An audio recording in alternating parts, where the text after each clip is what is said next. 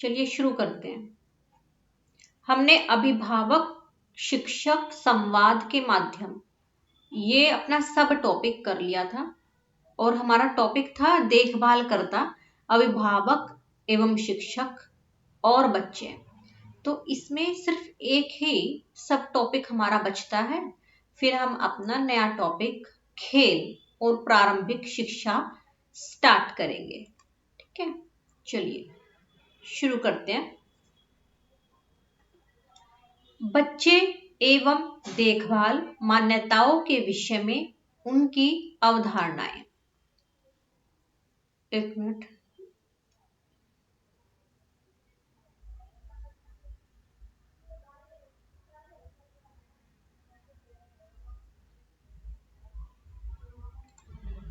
अब ठीक है।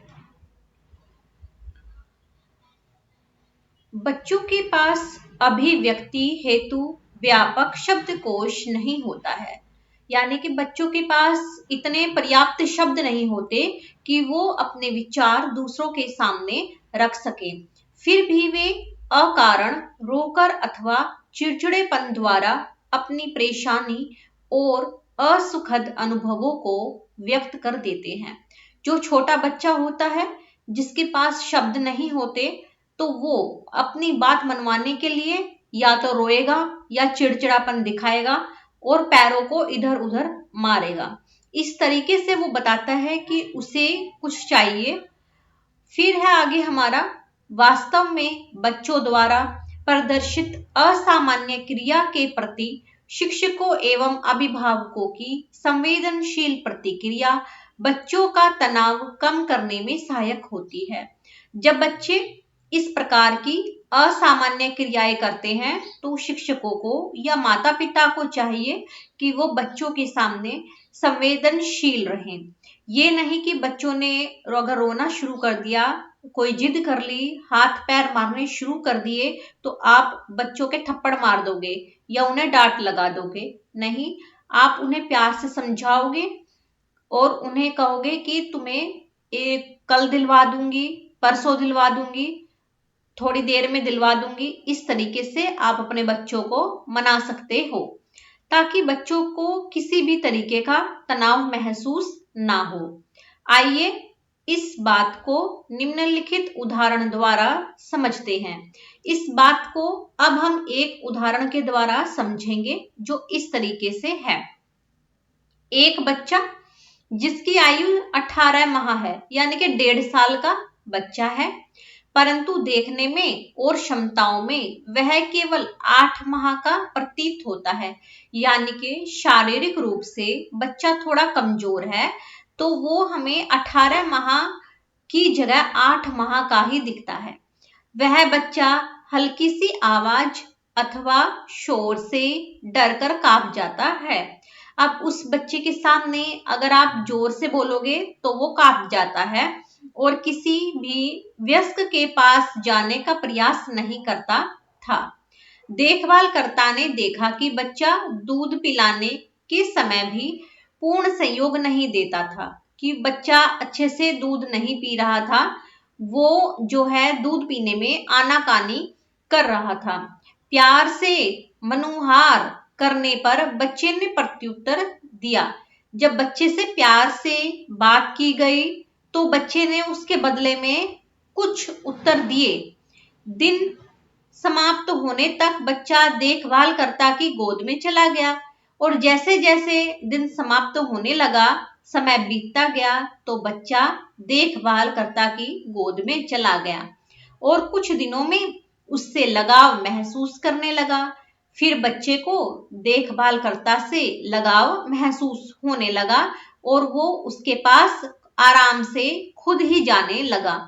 कुछ ही दिनों में वह आत्मविश्वासी बन गया और बच्चा जो है कुछ समय में ही आत्मविश्वासी बन गया, उसके अंदर आत्मविश्वास भर गया और नियमित निर्देश पाकर, यानी कि जब भी उसे कोई आदेश दिया जाता था, कोई निर्देश दिया जाता था, वह सहयोगात्मक व्यवहार करने लगा। तो बच्चा जो है कैसा व्यवहार करने लगा? संयोगात्मक व्यवहार करने लगा।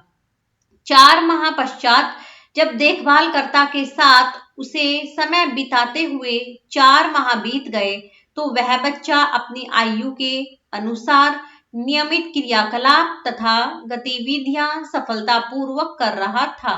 तो बच्चा क्या कर रहा था? अपनी गतिविधियां और क्रियाकलाप सफलतापूर्वक कर रहा था। तो देखिए, अगर हमारे केस में बच्चा जो है 18 माह का है, 8 माह का दिखता है, यानी कि शारीरिक रूप से कमजोर है। शुरू में बच्चा जो है देखभालकर्ता के पास नहीं आ रहा था। अगर देखभालकर्ता शुरू में ही उसे डांट देता, फटकार देता या उसे थप्पड़ लगा देता तो बच्चा उसके पास दिन समाप्त होने तक जरा भी नहीं आता। परंतु देखभालकर्ता ने बड़े आराम से संवेदनशीलता के साथ कार्य किया, बच्चे को बड़े प्यार से समझाया, दुलार किया उसके साथ, जिससे बच्चा दिन समाप्त होने तक उसके पास आ गया। और कई दिनों के प्रयास के बाद वो बच्चा उसके साथ घुलने मिलने लग गया। फिर जब 4 माह बीतते हैं तो बच्चा आत्मविश्वास से भरपूर होकर के अपनी आयु के अनुसार दैनिक जीवन के सभी क्रियाकलाप और गतिविधियां यानी कि एक्टिविटीज आराम से सफलतापूर्वक करना शुरू कर देता है। तो इस एक्टिविटी से, इस एग्जाम्पल से हमें ये पता चलता है कि हमें अपने बच्चों के साथ बहुत प्यार से, आराम से बात करनी चाहिए। उनके साथ कभी भी हमें जो है डांट फटकार करके बात नहीं करनी चाहिए, क्योंकि बच्चा प्यार से भी समझ जाता है। यह उदाहरण 3 वर्ष से कम आयु के बच्चों की देखभाल के 3 सिद्धांतों की व्याख्या करता है। अब हमारे पास इससे हमें 3 सिद्धांतों का पता चला है। यह सिद्ध करता है कि शुरुआती जांच और निष्कर्ष बच्चों के विकास में सहायक हो सकते हैं। पहला तो हमें इस बात का पता चलता है कि जो शुरुआती दौर है उसमें जो बच्चों की जांच की जाती है, निष्कर्ष निकाले जाते हैं, वो आपके बच्चे के विकास में बहुत ज्यादा सहायक सिद्ध हो सकते हैं। केंद्र पर आने के समय बच्चा अपनी आयु के अनुसार व्यवहार नहीं कर रहा था। उसकी समस्या तथा बेचैनी पर ध्यान न दिए जाने के कारण वह तनाव महसूस कर रहा था। जब बच्चा है हमारे पास, अगर हमने उसकी समस्या पर ध्यान नहीं दिया तो वो क्या महसूस कर रहा था? तनाव महसूस कर रहा था। और देखभालकर्ता ने क्या किया? उसकी उस गतिविधि पर ही ध्यान दिया, उसकी बेचैनी पर ही, उसकी समस्या पर ध्यान दिया और उसे दूर करने का प्रयास किया, जिससे बच्चा आत्मविश्वासी हो गया और अपनी आयु के अनुरूप ही क्रियाकलाप करने लगा। संवेदनशील कर्मचारीगण बच्चों की भलाई के लिए चमत्कारिक रूप से कार्य कर सकते हैं। तीसरी बात हमें ये पता चली कि अगर आपके पास जो कर्मचारी है, जो देखभाल करता है, वो संवेदनशील है, तो वो बच्चों की भलाई के लिए चमत्कारी रूप से कार्य कर सकता है। देखिए, जो हमारा एग्जाम्पल था उसमें हमारा बच्चा सिर्फ 18 माह का था और वो 8 माह के जैसा दिखता था, यानी कि अपने शारीरिक रूप से बच्चा बहुत ज्यादा कमजोर था। ये बात इस बात को साबित करती है कि बच्चा कहीं ना कहीं तनाव और बेचैनी महसूस कर रहा था। फिर देखभालकर्ता के पास भी वो नहीं आया, परंतु देखभालकर्ता ने हार नहीं मानी। वो उसके साथ मनुहार करता रहा, यानी कि उससे प्यार करता रहा और दिन बीतते बीतते शाम तक बच्चा स्वयं उसकी गोद में आ गया। फिर वो अपने आप ही अपने देखभालकर्ता के पास रोज जाने लगा। देखभालकर्ता ने उसके साथ संवेदनशीलता के साथ कार्य किया, जिसकी वजह से 4 माह बीतते बीतते बच्चा आत्मविश्वासी हो गया, स्वयं से कार्य करने लगा, जो उसकी आयु के अनुरूप क्रियाकलाप थे वो सब बच्चा करने लगा। इसीलिए संवेदनशील कर्मचारीगण बच्चों की भलाई के लिए चमत्कारिक रूप से कार्य कर सकते हैं। अन्य सामाजिक परिप्रेक्ष्य में भी बच्चे घर अथवा विद्यालयी वातावरण में संवेदनशील एवं प्रतिक्रियात्मक वयस्कों के हस्तक्षेप द्वारा लाभान्वित हो सकते हैं। तो जो आपके बच्चों के सामने माता पिता हैं, देखभाल करता है, दादा दादी हैं, कोई बड़े वयस्क लोग हैं, विद्यालय के शिक्षक हैं, तो उन सब का कैसा होना आवश्यक है? संवेदनशील होना आवश्यक है उनका, और प्रतिक्रियात्मक होना भी आवश्यक है कि बच्चे जो आपसे प्रश्न पूछें, अगर आपको खेलने के लिए कहें तो आप उनका उत्तर बच्चों को अवश्य दें। अभिभावकों एवं शिक्षकों को एक दूसरे के विरोधी के रूप में नहीं बल्कि एक टीम के रूप में कार्य करना चाहिए। कैसे कार्य करना चाहिए? एक टीम के रूप में कार्य करने की आवश्यकता है। घर आने पर बच्चे बातें करने के लिए उत्सुक होते हैं, रहते हैं। उस समय अभिभावकों को बच्चों की बातों को सुनने एवं उनकी अनुभवों की प्रकृति को समझने का प्रयास करना चाहिए कि बच्चे क्या महसूस कर रहे हैं। ये जानना अभिभावकों का हक है। उन्हें अपने बच्चों के मन के भावों को जानना अति आवश्यक है। कभी भी अभिभावक को नहीं चाहिए कि वो अपने बच्चे को इग्नोर करे, उसकी बातें सुननी चाहिए। ठीक है, फिर है आगे, यदि 2 या 3 वर्ष का बच्चा कहता है मैंने स्कूल में कुछ नहीं किया, अथवा मेरी बारी नहीं आई, अथवा अध्यापिका मुस्कुराती नहीं है, मुझे ऐसी अध्यापिका चाहिए जो बच्चों को देखकर मुस्कुराए, तो वास्तव में बच्चा देखभाल केंद्र का आकलन कर रहा है। वो देख रहा है कि उसके देखभाल केंद्र के अंदर कि वो क्रैच है या किडजी है या विद्यालय है, उसके अंदर कैसे अध्यापक हैं। अभी आती हूं मैं।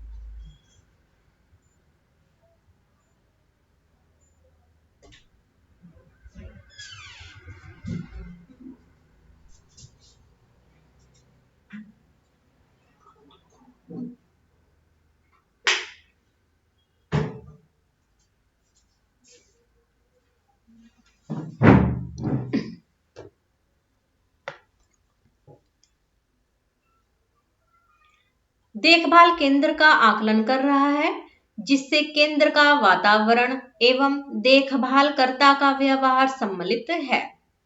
बच्चे सक्रिय एवं सचेत होते हैं और अपने तरीकों से अर्थ निकालते हैं। वयस्कों को बच्चों द्वारा बताए गए इन अर्थों का संज्ञान लेकर प्रशंसा करनी चाहिए। जैसे आपका बच्चा अगर 2 या 3 वर्ष का है, वो अपने देखभाल केंद्र में जाता है और आपको कहता है कि मैंने स्कूल में कुछ नहीं किया, और आप बच्चे को उसका कोई जवाब ही ना दो, तो उससे बच्चे को बहुत अटपटा महसूस होगा। आपको चाहिए कि आप अपने बच्चे को कहो कि क्यों नहीं किया, तो फिर बच्चा आपसे कहेगा कि मेरी बारी नहीं आई। फिर आप उससे पूछना क्यों टीचर ने नहीं पूछा, तो तब बच्चा अपनी बात पलट देगा और कहेगा कि अध्यापिका तो मुस्कुराती नहीं है, मुझे ऐसी अध्यापिका चाहिए जो बच्चों को देखकर मुस्कुराए। तब आप बच्चों को कहो कि विद्यालय में अध्यापिका बिना वजह नहीं मुस्कुराती, वो पढ़ाती है वहां पर। तो इस तरीके से आप अपने बच्चे को आगे से आगे उत्तर दे करके संतुष्ट कर सकते हो और उन्हें तनाव से दूर रख सकते हो। तो आज जो हमारा ये टॉपिक था प्रारंभिक वर्षों में बच्चों की देखभाल, ये पूरा हो चुका है। अब हम अपना नेक्स्ट टॉपिक शुरू करेंगे जो हमारा है खेल।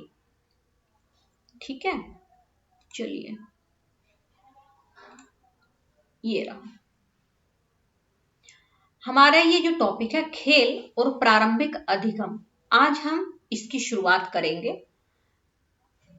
सबसे पहले तो इसके बारे में आप थोड़ा सा जान लीजिए।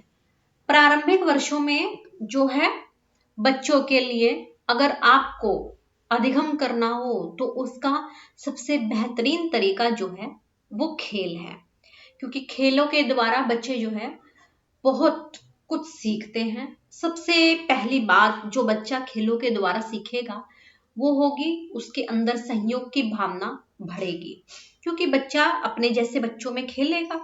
फिर अगर उसके साथ कोई दूसरी भाषा बोलने वाला बच्चा है तो बच्चा उसकी भाषा सीखेगा, वो जो वर्ड्स बोलता है वो सीखेगा। तो उसके अंदर जो है जो भाषा का ज्ञान है वो बढ़ेगा। दूसरा फायदा ये हो गया, बच्चे के अंदर एक तो सहयोग की भावना बढ़ेगी, बच्चों के अंदर भाषा का ज्ञान बढ़ेगा, बच्चों के अंदर आत्मविश्वास बढ़ेगा, सेल्फ कॉन्फिडेंस बच्चों के अंदर बढ़ेगा और बच्चों के अंदर शारीरिक विकास होगा क्योंकि उनकी मांसपेशियां डेवलप होंगी। फिर फिफ्थ ये भी फायदा हो सकता है जो सबसे महत्वपूर्ण है कि बच्चों के अंदर प्रॉब्लम सॉल्विंग की भावना बढ़ेगी। और छठा फायदा जो सबसे बेहतर होता है कि बच्चों के अंदर जो हेजिटेशन होता है वो दूर हो जाएगा और बच्चे बिना हिचक के किसी के सामने भी वार्तालाप कर पाएंगे। तो ये 6-7 फायदे हैं जो हमारे बच्चों को प्रारंभिक अधिगम के समय खेल जोड़ने से होते हैं। खेल बहुत इंपॉर्टेंट होते हैं बच्चों के लिए, जिससे उनके दिमाग का भी विकास होता है, उनके दिल का भी विकास होता है, उनके अंदर आत्मविश्वास बढ़ता है, उनके शरीर का भी विकास होता है, मजबूती आती है उनके शरीरों में, उनके विचारों में। तो अब हम अपने इस टॉपिक को पढ़ेंगे। चलिए शुरू करते हैं हम अपना टॉपिक, वेरी इंपॉर्टेंट टॉपिक। क्या आपने कभी छोटे बच्चों की खेल क्रियाओं का नजदीक से अवलोकन किया है? बिल्कुल किया है। जो हमारे घर में छोटे बच्चे हैं हम उनका नजदीक से अवलोकन करते हैं। वो चीजें इधर उधर उठा करके फेंकते हैं। कार दे दोगे तो कार के अंजड़ पंजड़ अलग कर देंगे, फिर वो कार कार नहीं रहेगी और इस तरीके से करेंगे कि उसे दोबारा जोड़ा भी ना जा सके, क्योंकि बच्चे बहुत खोजी प्रवृत्ति के होते हैं, अपने आप में एक बहुत बड़े वैज्ञानिक होते हैं बच्चे, आविष्कारक होते हैं बच्चे।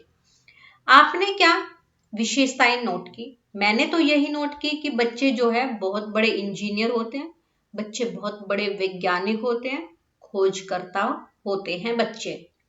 क्या आप जानते हैं कि इन छोटी सरल खेल गतिविधियों का एक मनुष्य के पूरे जीवन में क्या महत्व होता है?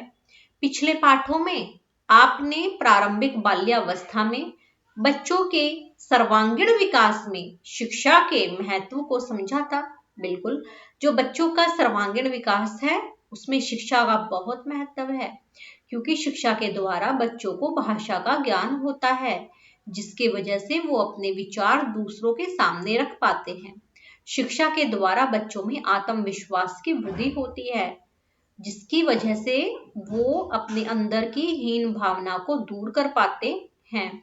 शिक्षा के द्वारा बच्चे जो हैं वो अपनी समस्याओं का समाधान करने में सक्षम हो पाते हैं। बच्चों को अन्वेषण करना यानी कि एक तरीके की खोज वाली प्रवृत्ति, इन्वेंशन करना, खोजबीन करना, खेलना बहुत पसंद होता है। और यदि उन्हें सही वातावरण मिले तो इनसे उनका उचित संज्ञानात्मक, सामाजिक, संवेगात्मक और शारीरिक विकास भी सुनिश्चित है। तो यानी कि बच्चों को अगर उचित वातावरण मिल जाए, खेल खेल सके बच्चे, खोज कर सके बच्चे, खोजकर्ता बन सके बच्चे, तो उससे बच्चों के अंदर हर तरीके का विकास अपने आप होता चला जाएगा। संज्ञानात्मक विकास भी होगा बच्चों का, बच्चों को सही और गलत की समझ हो जाएगी, सोच समझने की ताकत विकसित होगी बच्चों के अंदर, याद जल्दी कर पाएंगे बच्चे। सामाजिक संवेगात्मक की भावना बढ़ेगी कि समाज में लोगों से किन संवेगों के द्वारा बात की जाती है, अपने बड़ों से किस तरीके से बात करते हैं, अपने पड़ोसियों से कैसे बात करते हैं, सहपाठियों से कैसे बात करते हैं, अपने मित्रों से कैसे बात करते हैं, और अपने से जो छोटे हैं उनसे किस तरीके से बात करते हैं। ये सब बच्चों को जो है सामाजिक संवेगात्मक विकास के तहत पता चलता है, जो खेलों के द्वारा बच्चों के अंदर डेवलप होता है। शारीरिक विकास भी बच्चों का सुनिश्चित होता है खेलों के द्वारा। जब बच्चों की हड्डियां मजबूत बनेंगी, मांसपेशियां मजबूत बनेंगी, तो शारीरिक विकास तो होगा ही। बच्चा जब अपने जैसे बच्चों में खेलेगा तो वो कहीं ना कहीं खुद को खुला हुआ, बिल्कुल आजाद महसूस करेगा, और आजादी इस दुनिया की सबसे बड़ी और सबसे अमूल्य भावना है, जिसका बच्चों के अंदर विकसित होना नितांत आवश्यक है। फिर है प्रारंभिक बाल्यावस्था में बच्चों की प्रत्येक गतिविधि बहुत आकर्षक होती है। बच्चा जब अपने हाथों और पैरों को घुमाकर खुश होता है और किलकिलाता है, यानी कि एक 6 माह के बच्चे की बात है, तब देखने वाले आश्चर्यचकित हो जाते हैं। यह सभी खेल की शुरुआत है तथा प्रत्येक स्थान पर बच्चे के जीवन के लिए बहुत ही महत्वपूर्ण है।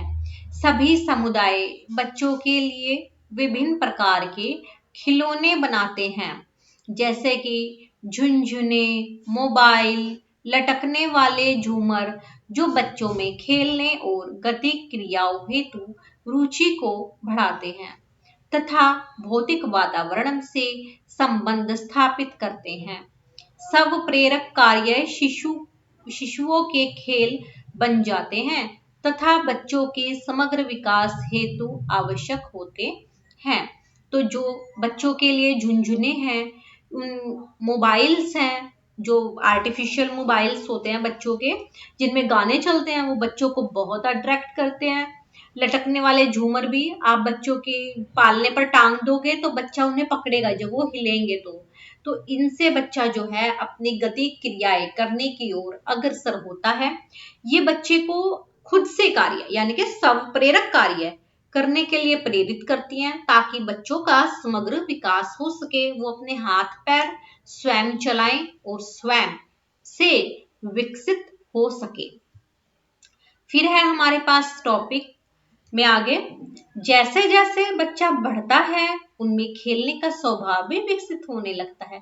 जहां छोटा बच्चा खेलों से, झुनझुने से खेलता है, थोड़ा बड़ा होने पर वो छोटी छोटी कारों से खेलेगा, फिर थोड़ा बड़ा होने पर वो छुपन छुपाई खेलेगा, फिर थोड़ा और बड़ा होने पर वो क्रिकेट, फुटबॉल, बैडमिंटन भी खेलना शुरू कर देगा, और वे लोगों को प्रतिक्रियाएं भी देने लगते हैं।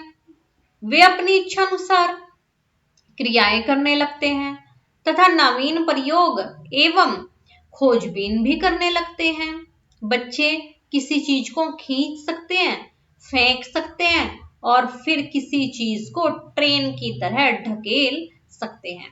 बिल्कुल, जो छोटा बच्चा होता है, जब उसके शरीर का धीरे धीरे विकास होता है तो वो चीजों को खींचना शुरू कर देता है, फेंकना शुरू कर देता है, धकेलना शुरू कर देता है। यह वह कार्य है जिनमें बच्चे अपने विचार एवं कल्पनाशीलता प्रदर्शित करते हैं। यानी कि जब बच्चा किसी चीज को फेंक रहा है, यानी कि उसे वो चीज पसंद नहीं है, तो अपना विचार वो दिखा रहा है। फिर अगर बच्चा किसी चीज को ट्रेन समझ करके धकेल रहा है, तो यानी कि उसके अंदर ट्रेन की कल्पना चल रही है। झू झू झू की आवाज बच्चा निकालेगा, शू की आवाज निकालेगा, कहेगा कि मम्मी देखो मेरी ट्रेन आ रही है आपके पीछे। तो इससे बच्चों की कल्पनाशीलता प्रकट होती है। खेलों के द्वारा बच्चे विभिन्न प्रकार की भावनाओं का अनुभव भी करते हैं और अपने आसपास की चीजों को जानना सीखते हैं। खेल सार्वभौमिक हैं। खेल क्या है? सार्वभौमिक हैं, क्योंकि इनसे बच्चों का सार्वभौमिक विकास होता है। हर क्षेत्र का विकास खेलों से संभव है तथा हम सभी सहमत हैं कि प्रारंभिक बाल्यावस्था में खेल भौतिक सामाजिक संसार के रहस्यों को सुलझाने, खोजने तथा सीखने के मार्ग तैयार करते हैं। यहाँ से क्वेश्चन बनता है, प्रारंभिक बाल्यावस्था में भौतिक सामाजिक विकास के लिए कौन उत्तरदायी है? खेल। बाल्यावस्था के दौरान विभिन्न खेल गतिविधियों के द्वारा नए कौशल विकसित होते हैं या अर्जित किए जाते हैं। इस अध्याय में आप बच्चे के प्रारंभिक अधिगम के शुरुआती वर्षों में खेलों के महत्व के बारे में सीखेंगे और जानेंगे कि खेल कैसे बच्चों के आगे के विकास में सहायक हैं। तो इस पाठ में हम आगे खेलों के महत्व के बारे में पढ़ेंगे। अधिगम प्रतिफल। इस चैप्टर को पढ़ने के बाद हमें क्या क्या रिजल्ट मिलेंगे? इस पाठ को पढ़ने के बाद आप खेल क्या है चर्चा करते हैं, खेलों के महत्व की व्याख्या करते हैं, विभिन्न प्रकार के खेलों में अंतर करते हैं, खेल कैसे विकास करता है उसका भी वर्णन करता है, आंतरिक और बाह्य खेल के लिए उपयुक्त अधिगम उपकरणों एवं सामग्री की पहचान करते हैं और विविध आयामों विकासोपयुक्त खेल आधारित गतिविधियों की पहचान भी करते हैं। तो ये पॉइंट्स जो हैं इनके बारे में हमें जो है इस चैप्टर में पता चलेगा। पहला पॉइंट है खेलों की परिभाषा। विभिन्न मनोवैज्ञानिकों ने खेलों की विभिन्न परिभाषाएं दी। बच्चों के खेलों को अनेक प्रकार से परिभाषित किया जा सकता है, किंतु हम कह सकते हैं कि यह एक सृजनात्मक प्रक्रिया है। खेल कैसी प्रक्रिया है? सृजनात्मक प्रक्रिया है, यानी कि क्रिएटिव प्रोसेस है।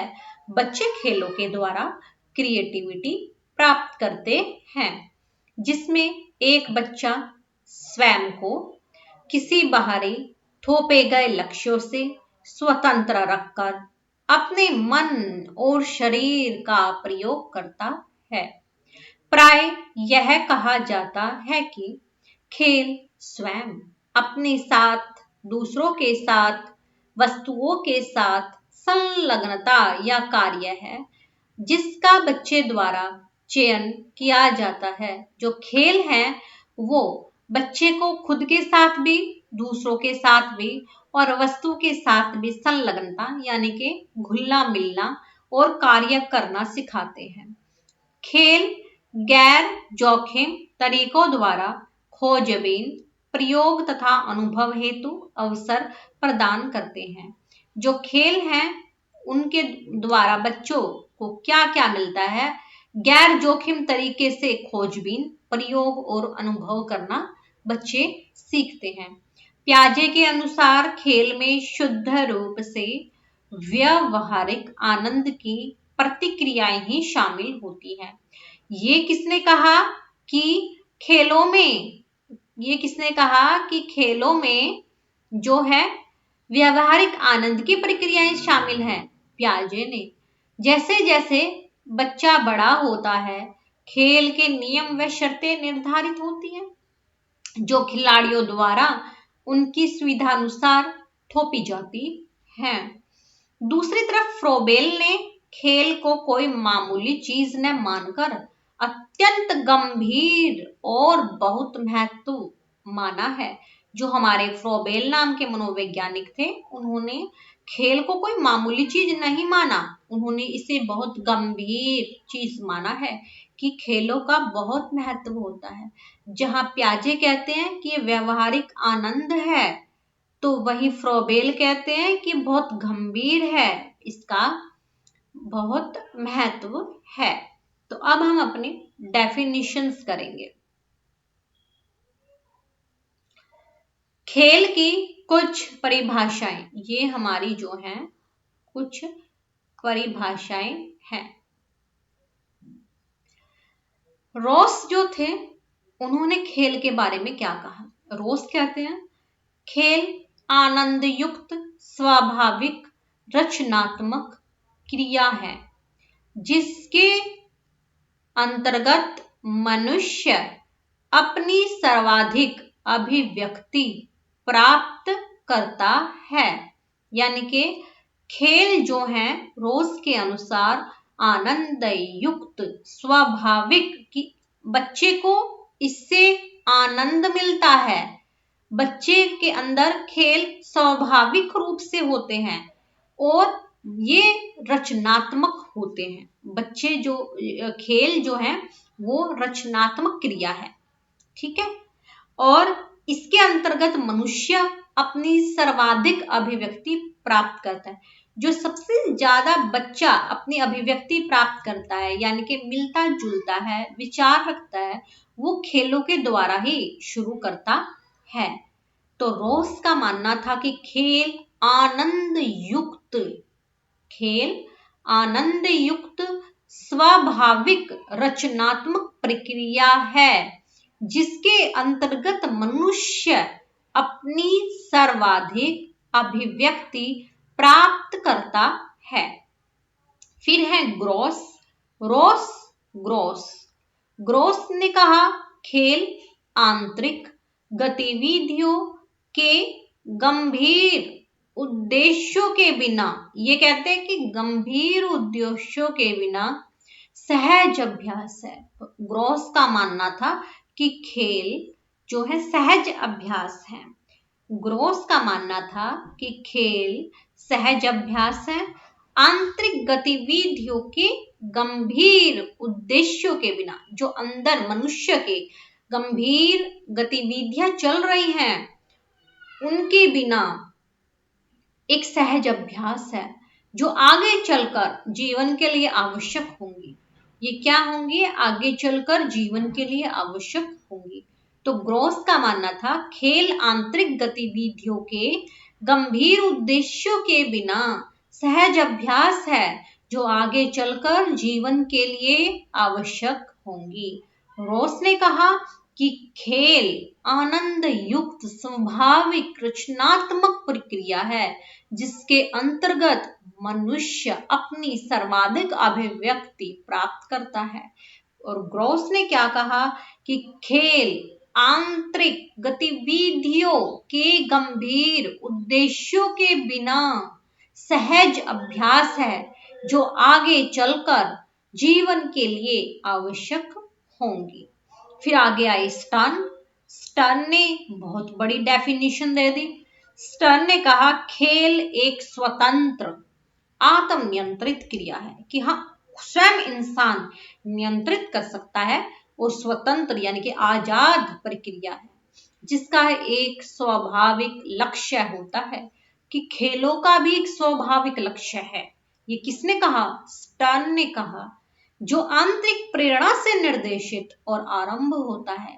खेल जो है मनुष्य की आंतरिक प्रेरणा से निर्देशित होता है और वहीं से आरंभ होता है, जो खेलने की क्रिया द्वारा अपने आप ही संतुष्टि प्रदान करता है। और जब बच्चा खेलता है तो उस खेल की प्रक्रिया के द्वारा ही वो अपने आप संतुष्ट हो जाता है। जैसे कि विराट कोहली है, विराट कोहली को क्रिकेटर बनना था तो वो क्रिकेट खेलते खेलते अपनी संतुष्टि को प्राप्त हुए और एक महान क्रिकेटर बने। ये इस तरीके से हमारे पास कुछ एग्जाम्पल्स हैं जिनसे हम समझ सकते हैं कि स्टर्न ने जो बात कही वो बहुत गंभीर बात कही, कहीं ना कहीं जीवन के सत्य को परिभाषित करती है कि खेल एक स्वतंत्र आत्म नियंत्रित क्रिया है जिसका एक स्वाभाविक लक्ष्य होता है, जो आंतरिक प्रेरणा से निर्देशित और आरंभ होता है, जो खेलने की क्रिया द्वारा अपने आप ही संतुष्टि प्रदान करता है। फिर आगे आई मोंटेसरी। मोंटेसरी जो थी एक महिला मनोवैज्ञानिक थी। उन्होंने कहा, खेल निरंतर बहती धारा या बढ़ते पेड़ की अंतहीन गतिविधि के सदृश यानी कि इसके समान होते हैं। खेलों को बढ़ते पेड़ की अंतहीन गतिविधि किसने कहा? मोंटेसरी ने कहा। खेल बच्चे का कार्य है। खेलों को बच्चे के लिए कार्य किसने कहा? मोंटेसरी ने कहा। क्योंकि कुछ बच्चों का तो काम ही खेल बन जाता है, जितने भी प्लेयर्स हैं उनका तो कार्य ही खेल है। तो इसमें मोंटेसरी की भी बात सत्य साबित होती है कि खेल निरंतर बहती धारा या बढ़ते पेड़ की अंतहीन गतिविधि के समान है या समान होते हैं। खेल बच्चे का कार्य है। फिर है हरलॉक। हरलॉक ने कहा, आनंद के अतिरिक्त किसी अन्य उद्देश्य की ओर निर्देशित कोई भी गतिविधि सही मायने में खेल नहीं हो सकती। यानी कि जहां से आपको आनंद मिलता है वही आपके लिए खेल है। हरलॉक की भी बात सही है। अगर कोई इंसान अपने जीवन के कार्य को खेल बना ले तो उसके लिए वो कार्य नहीं रह जाता, वो खेल बन जाता है और फिर उसे उसमें आनंद ही आता है। तो यानी कि हरलॉक की बात की आनंद के अतिरिक्त किसी अन्य उद्देश्य की ओर निर्देशित कोई भी गतिविधि सही मायने में खेल नहीं हो सकती। यानी कि जो भी गतिविधि आपको आनंद ना दे बल्कि कोई और उद्देश्य दे तो वो आपके लिए खेल नहीं हो सकता। खेल तो सिर्फ आपको आनंद ही आनंद देगा। तो हर मनोवैज्ञानिक ने जो भी खेल के विषय में कहा वो कहीं ना कहीं किसी ना किसी मनुष्य के जीवन पर आधारित हो ही जाती है। तो यानी कि खेल जो है वो छोटे बच्चों से लेकर बड़ों तक है। अब खेल इतने महत्वपूर्ण है कि अगर मनुष्य अपने कार्य को खेल बना ले तो उसके लिए कार्य नहीं रह जाता, वो खेल बन जाता है। जैसे हमारे भगवान श्री कृष्ण थे, उनके लिए जो थे हर कार्य खेल के समान थे। वो रासलीला करते थे, क्रियाएं करते थे अपनी अपनी। वो किसी भी चीज को जो है खेलों के माध्यम से ही करते थे। हमेशा चाहे कोई भी युद्ध हो, कोई भी क्रिया हो, हमेशा आनंद से मुस्कुरा करके करते थे और सभी प्रॉब्लम सॉल्व कर देते थे। तो उनका जीवन भी जो है यही बताता है कि जीवन को आनंद युक्त तरीके से जीना चाहिए। आगे है खेल का महत्व। ये टॉपिक हम जो है कल से शुरू करेंगे। चलिए।